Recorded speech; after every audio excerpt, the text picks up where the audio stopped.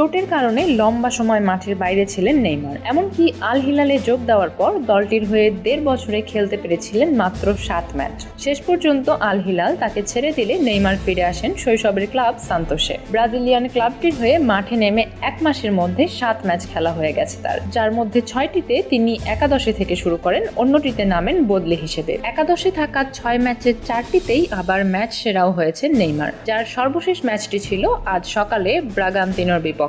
ক্যাম্পিওনাতো পলিস্তার quarter ফাইনালের ম্যাচটিতে Santos জিতেছে 2-0 গোলে। দলের হয়ে প্রথম গোল করেন নেইমার, অন্য গোলটি জোয়াও সামিথের। ভিলা বেলমিরোতে নেইমার সান্তোসকে এগিয়ে দেন ম্যাচের 9 মিনিটে। আগের ম্যাচে কর্নার থেকে সরাসরি অলিম্পিক গোল করা নেইমার এবারের গোলটি করেছেন সরাসরি ফ্রি কিকে। ডান প্রান্তে প্রতিপক্ষ বক্সের বাইরে ফ্রি কিক পায় সান্তোস, আর স্পট কিক থেকে সরাসরি গোল করেন ব্রাজিলিয়ান তারকা। এটি সান্তোসের হয়ে নেইমারের টানা দ্বিতীয় এবং সব মিলিয়ে তৃতীয় গোল।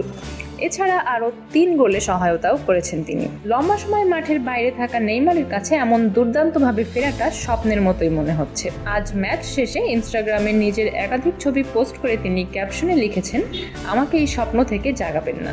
নেইমার এই স্বপ্নের ঘরে কতদিন থাকতে পারেন সেটাই দেখার অপেক্ষা।